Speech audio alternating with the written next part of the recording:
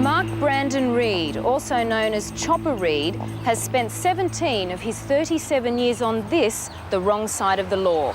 When he was released from jail last year, he wrote a best-selling book and said he was finished with crime. 10 days ago, Chopper Reid told me the same thing, face to face. I'm 37 years old now. I'm an old man. I don't do those things anymore.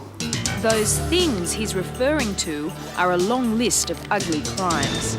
From petty rubbish to murder, arson, malicious wounding.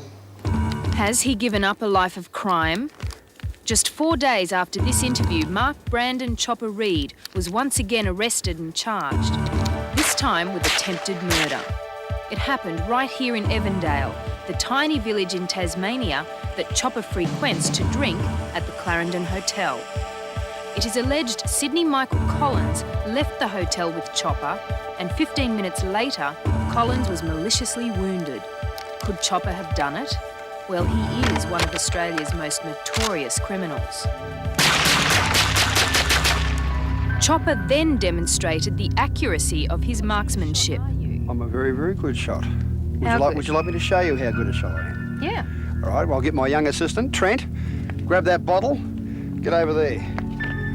This bloke's play by the hour. Once Chopper got started, there was no stopping him. Do you want me to have a go? Show you? Okay. Will I show you? All right, hold it up clear. Hang on, just see if the gun works first. Oh, the gun works nicely.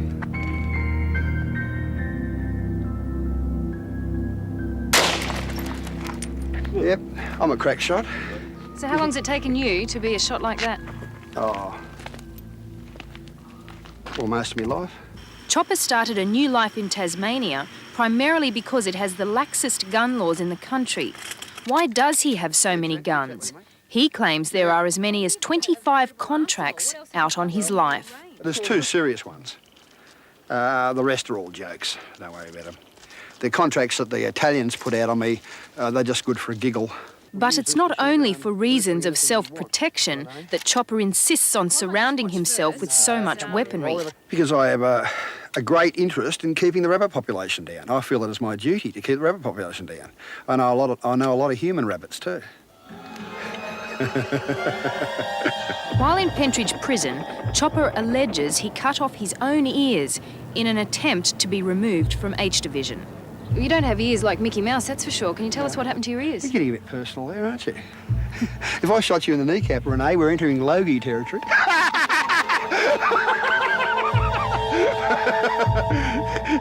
Oh, you're the only journalist that ever had a crack at my ears, you cheeky young bugger. And he was removed from H Division to hospital. Was it to prove a point to a warder? No, just to get out of H Division. And then everyone else thought there was something to be gained, and they all started cutting off their ears, and a couple of characters cut off their and I bailed out of the gang. When the dicky birds start hitting the pavement, I'm out. That's it, me, I'm gone, finished. Yet he had no problem cutting off people's toes. This was one of the tortures through which Chopper made money and a name for himself. I always thought the removal of toes with a bolt cutter was rather humane.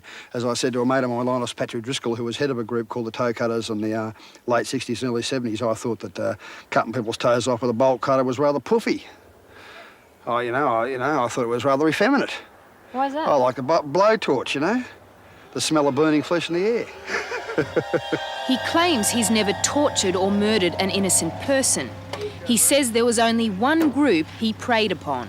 Scumbags, basically people I didn't like, drug dealers, heroin dealers, people who had earned their living through the sale of heroin, made a lot of money, killed a lot of people.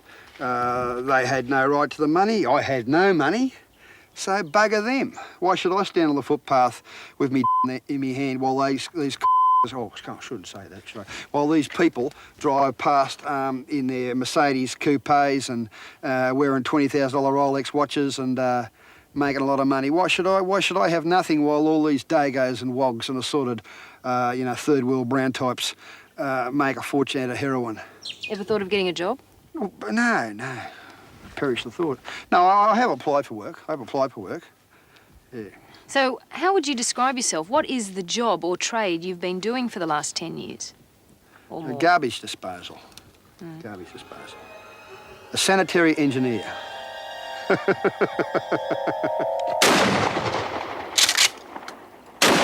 Tattoos are only part of the mutilation of Chopper's body. I got stabbed with a 8.5-inch butcher's knife here. What for? Oh, well, you know, this, all sorts of things. Twice there, ice pick straight through the heart there, Stanley knife across there, Stanley knife across there, Stanley knife, Stanley knife, Stanley knife here, bullet hole here, ice pick here, Stanley knife. He's even tried to remove some of these tattoos with a blowtorch himself. The blowtorch was also his preferred instrument of torture. It's reasonably easy. He just takes a flame, a foot, take the shoe off, give it a tickle. Like me to show you? I'd prefer it if you explained it. Ladies and In his gentlemen, heyday in the Melbourne criminal underworld, Chopper played Russian roulette with a loaded gun for fun and money.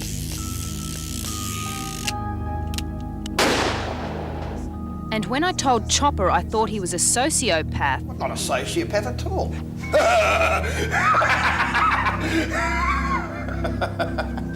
Nothing wrong with me. Mark Chopper Reid has been remanded in custody and will appear in court again on June 10 when a new chapter in his life will begin. What you've just seen is only part of his story. I'll bring you a full report on the life and crimes of Mark Chopper Reid at a later date. Now, when Renee Brack joined the team, she had no idea that one of her stories would make headlines on almost 200 television stations across the United States. Now, have a listen to how Hard Copy America introed her first story on Chopper Reid. You'd have to search far and wide to find the most dangerous man in America, let alone the world. But meet Chopper Reid. A woman faced him down in his hideout on an island off Australia. The real Tasmanian devil. But there's one scene the Americans didn't see, and neither did viewers in Australia. Ladies and gentlemen, there's a slug in this gun. Now, you've got to take my word for it, but there's a slug in this gun. Well, I want one shot to my head, one shot to Renee's. Are you ready, Renee? I don't think I want to play. Are you ready? You don't want to play. Bad luck.